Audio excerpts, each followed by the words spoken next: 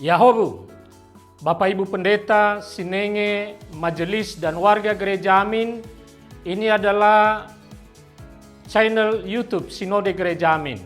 Karena itu, bagi yang mencintai Gereja Amin, tontonlah, subscribe, like, dan bagikan. Gereja Amin yang tangguh, mandiri, dan peduli. Tuhan Yesus memberkati.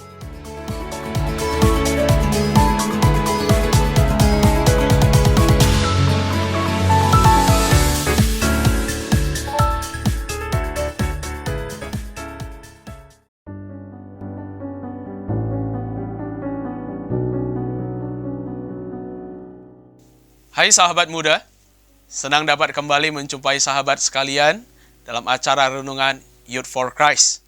Bersama saya Pendeta Rikwan Joverson Ginting dari Gereja Sidang Jemaat Kristus, anggota PGIW DKI Jakarta. Renungan kita hari ini, Jumat 19 Desember 2025, dituliskan oleh Pendeta Ayub Sektianto dari GKI Kartasura dengan judul Ya Aba, Ya Bapa, Ini Aku Anakmu, yang didasarkan pada surat Galatia pasal 4 ayat 1-7. Mari kita berdoa. Terima kasih Engkaulah Bapa kami, dan kami hari ini punya status yang mulia karena kami juga adalah anak-anak Bapa. Kami mengucap syukur kami punya Bapa yang begitu mengasihi kami, begitu dekat dengan kami, dan terus membela kami dan menggembalakan kami. Berkati firman-Mu Bapa, biar terus menguatkan kami dan bawa kami juga makin mengasihi-Mu. Terima kasih Bapa, kami berdoa. Amin. Sahabat, nats yang akan menjadi pusat refleksi kita hari ini adalah Galatia pasal 4 ayat 6. Karena kamu adalah anak, Allah telah menyuruh roh anaknya ke dalam hati kita yang berseru, Ya Aba, Ya Bapa. Sahabat muda, dalam proses kehidupan manusia, status yang disematkan kepadanya pun ikut berubah. Sejak dilahirkan, status sebagai anak langsung melekat. Ketika anak tumbuh menjadi pribadi dewasa dan menikah, ia mengalami perubahan status menjadi suami atau istri. Anak yang dikaruniakan dalam pernikahan menambahkan status sebagai ayah atau ibu. Dalam perspektif sosial, perubahan status dari anak, remaja, pemuda, dewasa, hingga lanjut usia juga berkaitan erat dengan hak dan tanggung jawab dalam kehidupan bersama. Gereja sebagai komunitas iman juga menjadi ruang terjadinya perubahan status dan pertumbuhan spiritual jemaat Tuhan. Rasul Paulus pun menyampaikan hal serupa mengenai perubahan status orang percaya.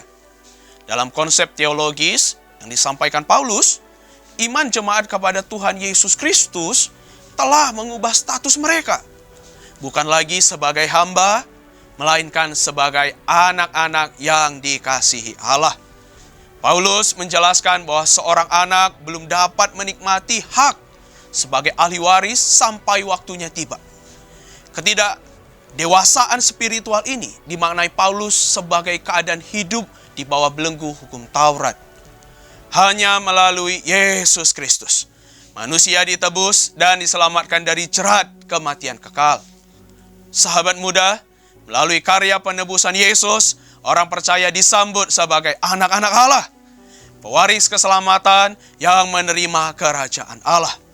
Panggilan Ya Aba, Ya Bapa di satu sisi merupakan anugerah yang luar biasa karena panggilan itu bermakna bahwa kita adalah pewaris kerajaan Allah. Namun, di sisi lain, sebutan anak Allah juga merupakan bentuk tanggung jawab yang serius. Sebab sebagai anak, hidup kita bukan lagi hanya tentang diri sendiri. Hidup sebagai anak Allah seharusnya menjadi hidup yang memuliakan Sang Bapa. Mari kita berdoa. Bapa, kami menguji-Mu Bapa, kami mengucap syukur status ini kami miliki hari ini. Tidak saja menyatakan bahwa kami anak Bapa, tapi juga menyatakan ada satu tanggung jawab yang besar pada kami. Biar melalui kami dan melalui Bapa yang hari ini menjadi Bapa kami bisa menjadi teladan bagi semua orang, kesaksian bagi semua orang, hingga Bapa yang kami punya boleh dimuliakan melalui kami. Kami mau tiasa berseru kepadamu, memandang kepadamu, dan memanggil namamu yang kudus itu Bapa. Terima kasih Bapa, kami berdoa di dalam namamu. Amin. Sahabat muda, demikian renungan kita hari ini. Jangan lupa subscribe, like dan bagikan kepada teman-teman kita yang lain. Tuhan memberkati.